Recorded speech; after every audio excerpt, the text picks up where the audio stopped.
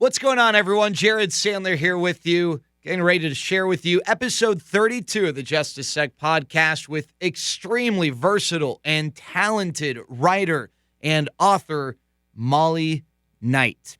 Before we get into Molly and her story, just want to say thank you so much for clicking on the link and going this far. It's not even been 25 seconds, but the fact that you've taken the time to at least consider catching this conversation, I really appreciate it. And would certainly love if you'd consider subscribing to my channel, maybe tossing click over the thumbs up button if you like where this is all headed. I try and provide as much different and hopefully interesting content as possible, and would love for you to join along for the ride. Molly Knight, to me, is incredibly fascinating because, whereas a lot of writers in the sports side of things just kind of exist in the sports arena, she exists in a number of arenas. Baseball fans know her as Molly Knight, the baseball writer. People who read Cosmopolitan might know her as Molly Knight, the writer who contributes to Cosmo or Vogue or, a lifestyle magazine. She's someone who is something different to different audiences. She's incredibly talented. And hey, it makes sense because she's a relative of the great John Steinbeck. John Steinbeck was her great uncle.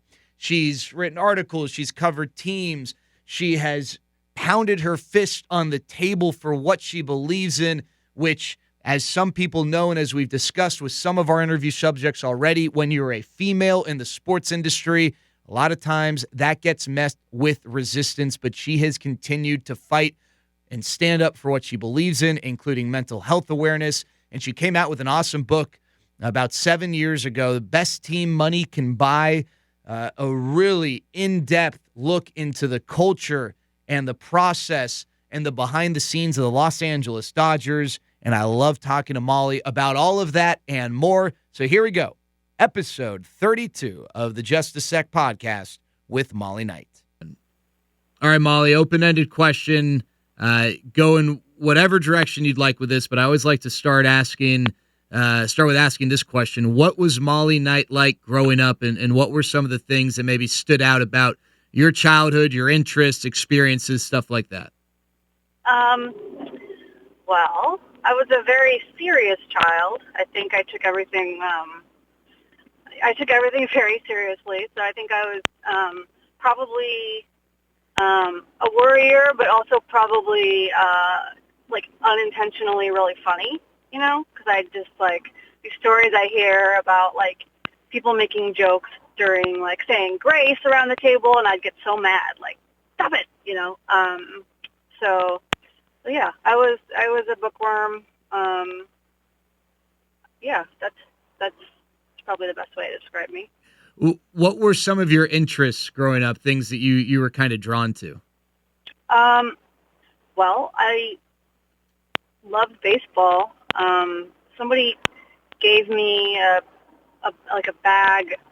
plastic baggie of a bunch of Topps baseball cards, and I sat there, and that's actually pretty much how I learned to alphabetize and, order things by number. I put them in their positions. I'd put them by team, by everything else, and I think it kind of scratched that itch a little bit of maybe a little bit, I don't want to say OCD because I don't have OCD, but the collector bug, the organizational bug. It was all very exciting to me. Look at their batting averages and numbers and that.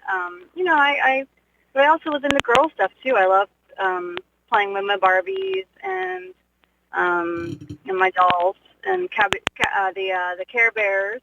And yeah, so it wasn't all stuff that's traditionally geared towards little boys. It was a lot of both.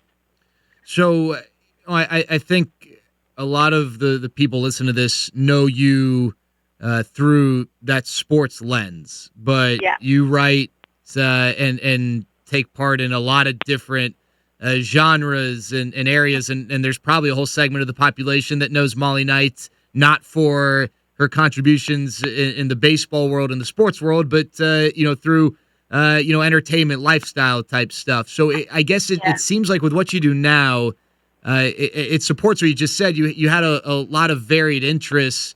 Was there at what point did you decide, like, this is how I'm going to channel all my interests, and this is something I can do to incorporate all of them professionally? And was that initially writing, or were there other things that you necessarily wanted to maybe pursue before you got to that point?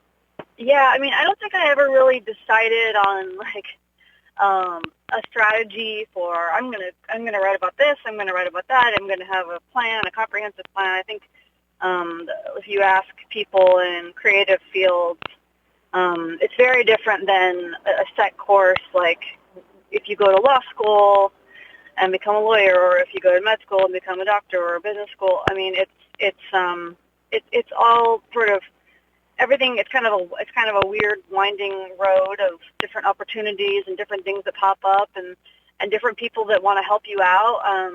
Like say, hey, I don't know why I'm doing this, but do you want to maybe write for the magazine I write for?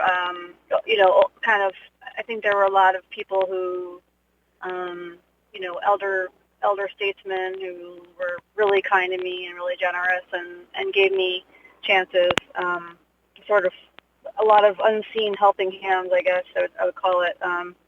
It kind of feels more like coincidence and luck than any set plan. And when people ask me, like, I want to be a writer, what do I do? It's like I moved to New York after college. I didn't have a job, but I just figured that's where you go. Like, if you want to be an actor, you move to LA. If you want to be a writer, you move to New York. And it was just sort of about meeting people and being there and putting myself out there and making connections. And I wish I had more of a I wish I had more of a plan, but to tell you, but yeah. And for me, it was just it was always writing. I didn't really even set out to be a writer. In fact, I hated writing essays in high school and college. But I started journaling, and it really helped me process how I was feeling and what I was thinking about. And I just would feel better after I did it. And that's just sort of how I became a writer. It wasn't even like I want to do this. It's like I need to do it. And I don't know. I mean, I think for me, sports kind of made sense just because I love sports. But then, different things that have happened in the world, in the last couple of years, and me thinking about what matters, and kind of branching into more, speaking on issues of homelessness and food insecurity and women's rights and just different things. And it wasn't even like I'm going to do this now. It was more of just sort of happened, I guess. No real strategy, but sometimes I can't help myself. I can't shut up.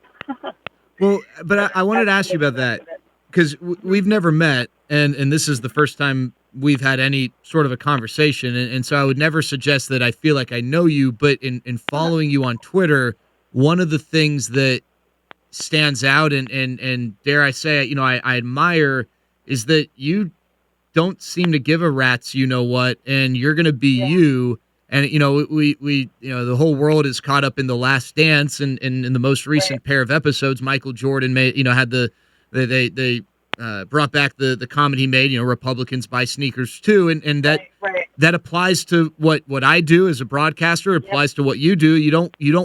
We're taught to not alienate people, yet you have this comfort and confidence that you're just going to be you. Where did that come from? And if it wasn't something you just had from birth, how did that kind of develop? Well, I think, I never tweeted about politics before recent events, and I guess because I wasn't paying as close attention as I should have been, and also just because it's exhausting. I never felt like it wasn't so much that I was afraid to speak my mind, although I've definitely worked for companies that would not have been too pleased about that. But I think it was more just like, this is exhausting to have to put any kind of idea out there that someone could consider political, because you're just going to get into an argument. And I feel like internet arguments are just counterproductive. So that's sort of why I never did it before. And then there was definitely part of it was that I had written a book.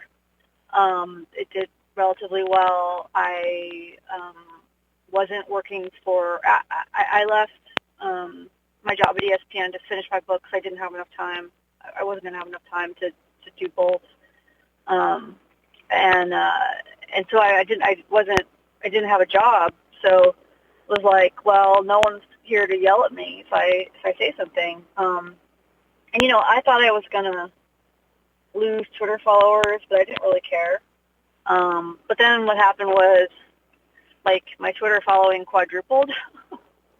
So it's sort of like, I think people can, people do see when you're being yourself and you're saying what you want to say and you're not, trying to be. It's almost like it's almost like you're not being political in a way. Like you're not trying to appeal to as many people as possible, which is what politicians have done in the past.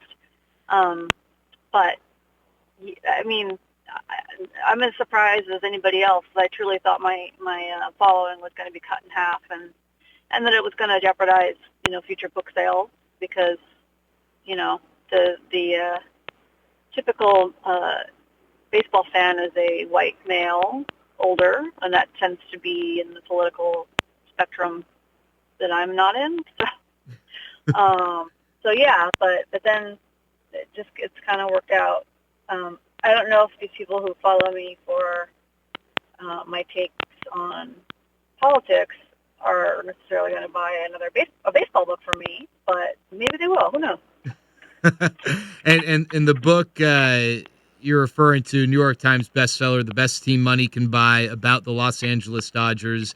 Yeah. What inspired you to use the Dodgers as your muse, I guess, and to actually move forward and write this book? Were you wanting to write a book and they happened to be the topic, or was it just what unfolded with the Dodgers that kind of led you down that path?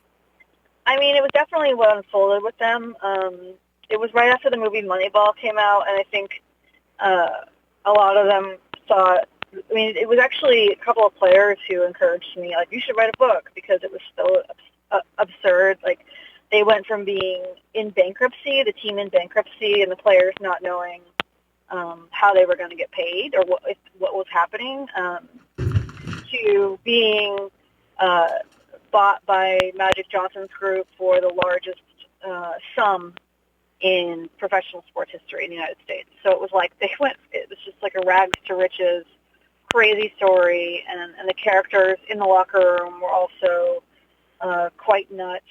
So it was really some fertile ground, and I was resisting for a while. I was scared. I'd never written anything longer than like 6,000 words before. My book was 103,000 words. So I was, even after players had said, write a book about us. I think because about Moneyball, I think some of them thought, oh, it'll be like Moneyball and Brad Pitt could play me in the movie, like.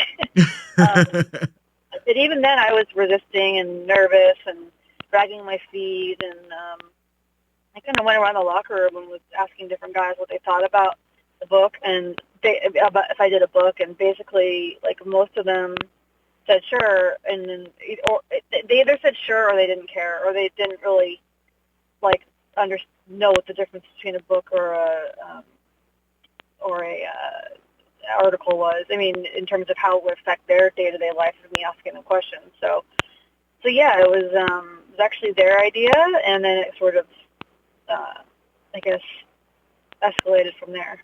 And the book is awesome, and it really gives unique insight, and just from having read it, and it's interesting hearing you say that the players were maybe in some way, shape, or form behind the motivation. Did that help to have players who it was, I guess, in part their idea, knowing that even if they didn't know what that all entailed, that you would have the support of some players as you embarked on this jersey? Yeah. Okay. Yeah, I mean, I honestly don't even think that they were really paying that much attention to me, because the book is something that's so far down the road, and that it wasn't part of their daily reality, and some books come out and nothing happens, and I mean, I definitely knew that I was that I had something good because it wasn't because of my writing necessarily, but it was just because I knew they were telling me stuff that they shouldn't, and I knew that that's just as access is just so rare that it was just that I had stuff that no one else had, and that it was a really fascinating team with a lot of fascinating, polarizing characters, so that some of the stuff was going to be news. But, some of the stuff about Puig or Matt Kemp or Zach Greinke or Adrian Gonzalez would be very interesting for some people to hear about. So yeah. And Yasiel Puig was maybe one of the biggest characters in baseball over the last decade, and obviously a big part of the book. And I want to get into covering Puig in a second. But in general, whether it's covering a team or writing a book, the relationships you build with players, coaches, people in the front office are so important. How do you go about building those relationships and establishing the trust so that you're able to get the unique insight and access that you were able to get for this book and for other things before and since? Right. Well, it was actually, it was interesting. I got some really good advice from Buster Olney, who I mentioned, mentors, and he has been. I don't even think he would agree that he's been one of my mentors, because he'd say I've barely done anything, but he's done a lot. He was one of the first people when I was starting out, he would retweet me. It was crazy to have someone, I had 400 Twitter followers and he had 100,000, and I just would get so excited, it was validating and helpful and thrilling. And I really what I wanted to pattern my book after, maybe not necessarily in the structure, but Buster wrote a book called The Last Night of the Yankee Dynasty, and it's Yankee Dynasty, and it's one of the finest books I've ever read. And the level of detail in that book was just so crazy, insightful. And I just thought, this is what I've got to do. I've got to get these tiny details about what these players do and what they're like. And it got me thinking about that. And so he asked me, because I had been around the Dodgers for, not every day, but around them for years, so I knew most of them. They knew my face, maybe they didn't know my name, but he said to me, does Clayton talk to you yet? Does he trust you? And I said, he's so guarded. He's nice, he's kind, but he doesn't really talk to anyone that way, open up to any journalist that way. And he said, well, here's what you got to do. He's got to see that the veterans on the team that he looks up to, that they're talking to you. And that's the way you get him to notice who you are. He told me that, make an effort so that he sees that you're chatting with the people figure out who he looks up to, and develop relationships with them. And if he sees that, you're in. And sure enough, that's exactly what happened. I was having a long conversation with a group of guys in the clubhouse during spring training once, and he walked in, I think he kind of saw me, whatever, and then the next day, he said, "Hi, Molly," he knew my name, and I was like, well, that's interesting. He must have asked somebody what's her deal with the story. I remember when Zach Greinke was trying to figure out, because I tried to get a sit down with him all year, and he just kept sort of putting me off. And then one day, some guys told me that he was out shagging fly balls during batting practice, and he was like, "So that Molly, does she does she know the game? And guys were laughing, like, yeah, she knows. He was like doing his homework on me. And then I guess he went to my Twitter, because one day he walked over to me and said, I liked one of your tweets. And I said, well, which one, Zach? He says, I'm not going to tell you. And you would know, because then you would know what I thought was smart. I'm like, okay, thank you. So then one day after, all year long, it was September, and he just walked up to me out of nowhere and was like, okay, I'm ready now. And we sat down, and I got to interview him for like 20 minutes or 15 minutes. And, we didn't really go into, deep, dark places, but he didn't ever do that. He still doesn't do it. He just only talks after it starts about that game. So, yeah, that was definitely a great experience, a weird experience, but I grew to really appreciate how different he was, and yeah, that also made the fact that someone like him and that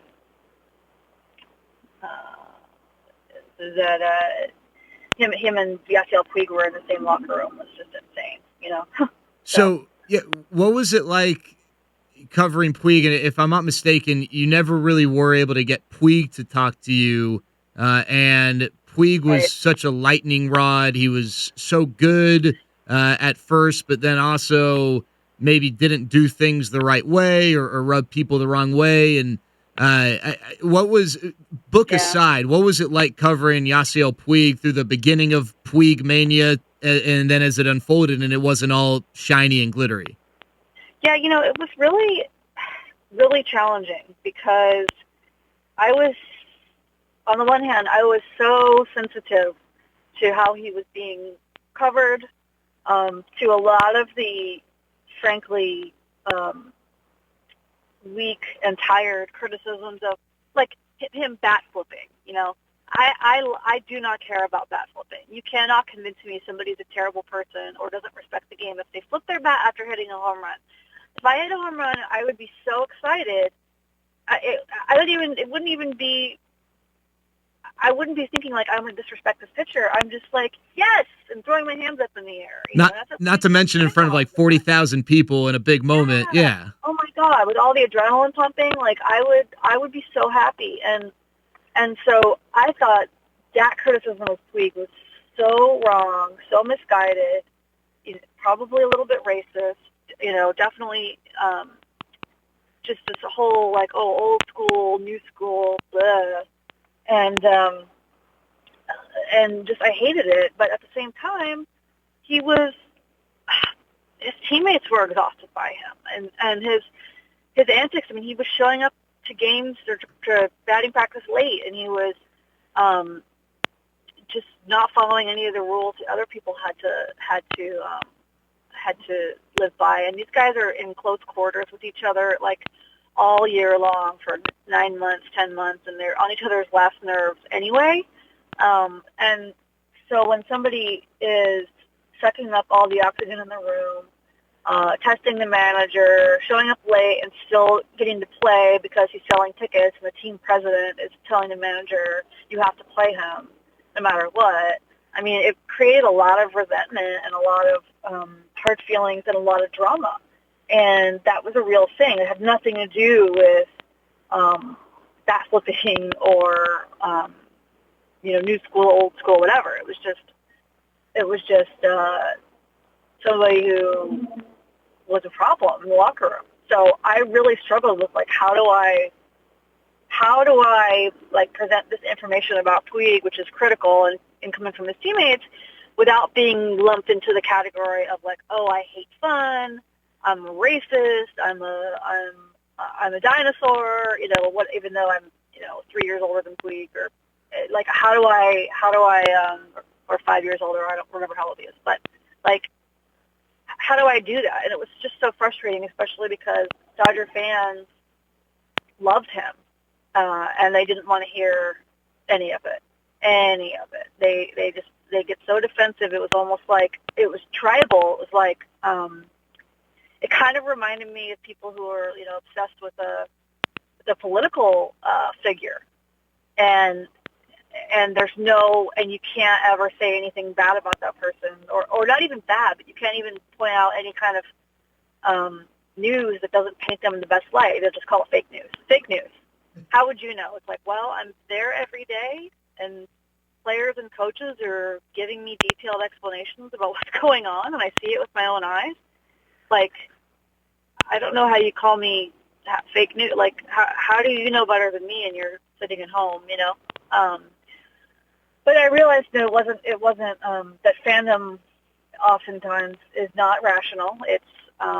It's emotional, and it's really hard to break through. You know, it makes people rationalize all kinds of bad behavior. And Puig never, and to be clear, Puig was just a pain in the ass to his teammates and coaches because he was late and he was so loud in the locker room that there was just never. It was like someone performing at all times for attention, and you know, he didn't, certain times he didn't hustle, or he'd be in the wrong spot defensively, or he wouldn't listen to certain things, and that was having to do with coaching and strategy, you know, base running mistakes, all that stuff. But he's not a criminal, you know. He's not a guy that the Dodgers signed cheap because he beat up his wife or his kid. So it was like, how do I draw the distinction between presenting the truth without, like, with also, like, not singling this guy out as, like, you know, Adolf Hitler. Like it wasn't like that. It wasn't like he needed to be thrown off the team or, you know, any of that. I think it's a phenomenon that I mean, all of us played sports, played basketball or baseball or soccer or football or whatever with somebody who was super talented and nuts, like, who didn't follow the rules. And you know there's a trade-off because you want them to help you win, so you can't, like, kick them off the team or bench them. So that's basically what was going on this week. So you grew up, if I'm not mistaken, you grew up a big Dodgers fan, is that right? Yes, we did. Uh-huh. Okay, and I know that, you know, for people in the media, like I grew up in DFW, a diehard Rangers fan, and I'm fortunate to get to broadcast for the Rangers. So frankly, that hasn't quelled in any way. I'm still, you know, I can't be a total homer on air, but Right. you know, I still have that in me. I know sometimes, though, because of responsibilities, that wanes a little bit. How would you characterize your Dodgers fandom now, and I guess also maybe before you wrote the book? That's a good question. So I think it's interesting that, you know, obviously so many, you think that most baseball writers grew up rooting for a baseball team because they're this passionate about baseball. I mean, they were watching that. You know, not many kids are not many diehard baseball fan kids are just neutral observers with no team that they root for. So yeah, people definitely suppressed it, and I get it. I definitely. It's funny because yes, I'm a Dodger fan. I grew up a Dodger fan, but I think in some ways that has that's, like, inspired me to be at times more critical of the organization, and more questioning, like, what is going on here. When the McCourts sold the team and they ran it into the ground, I took that personally because I feel that the Dodgers. I mean, my family's been in LA for 5 generations, and they were, you know, Dodger fans from the jump when they came out here in the early '60s, and I took it personally. Like, this guy is, like, the Dodgers are a civic institution, and they provide the team provides a lot of joy and comfort and distraction for the people of this city. And so when there was an owner who ran into the ground, I was definitely offended. And so that's I guess what this book sprang from, because ESPN, I was telling them right away when these guys came in that they were bad and this was going to be bad. I mean, when the Dodgers divorce started, that this was going to be really bad. And I was, you know, raising the alarm, and before it was on their radar, because ESPN is very East Coast focused. Being in Bristol, they're not as in tune with what was going on in LA. And this is before this was while they were starting to get Sports Center in LA. They were trying to get it going out here with taping Sports Center, taping ESPN News, having a radio flagship, and having local websites. But they didn't really have boots on the ground yet. So I was moving back from New York to LA, and I just said, I'll go cover this. And I covered I worked for the magazine at the time. They traded me over to the website for a couple months to go to the courthouse, the divorce courthouse, and file a couple news stories every day. And and that's sort of where it sprung from. It's funny. I've had, like, if I ever got accused of being like a Dodger homer by opposing fans, it's pretty funny because I know that certain people who run the Dodgers get frustrated with me that I'm too hard on the Dodgers. That I in fact, at one point, a former GM got so mad at me, he even asked me, "Do you even like the Dodgers?" Which was very inappropriate because I'm a journalist. It doesn't matter whether I like the Dodgers. I'm not a tributary. So, yeah, that I definitely feel I could be unbiased, and I wrote an honest book. I didn't want to write a book that was just some kind of glossy, like, yay, everything's golden book. I wanted to write an honest book. But I challenged myself to, really think about the people I was writing about, and if there was something negative, like with Puig, for instance, being kind of a nightmare in that clubhouse. I also was very careful to point out that the Dodgers did not do him any favors the way that they integrated him into the team, the way that they brought him up when everything was horrible and they were all going to lose their jobs, the manager and the GM, and he came in and was awesome and saved their jobs, and they never instituted any rules. They never they never followed through on any of it. They just gave the toddler the keys to the Lamborghini, and then how can you be mad when things go wrong? I thought they didn't give him a proper interpreter. They pulled someone from international scouting to do that. They did not help, and so a lot of it was on them, and not on Puig at all. So he's very smart, and you saw he didn't have a role, so of course he's going to do whatever he can get away with. So yeah, just in thinking that way and trying to just not present characters like this person's good and this person's bad, but trying to figure out how to present more complexities, I guess, how I challenged myself. Side note to Puig, I remember, Molly, as he was, I guess, before he had struck gold, so to speak, at the major league level, I was broadcasting for the Great Lakes Loons, which, as you know, is an affiliate of the Dodgers, and we were praying that we got Yasiel Puig. I mean, in minor league baseball, you just want anyone that's exciting, because the reality is, and these are usually some of the best guys that you're around, but most of the players aren't going to make it. And I now wonder, what life would have been like, even if we had him for a week.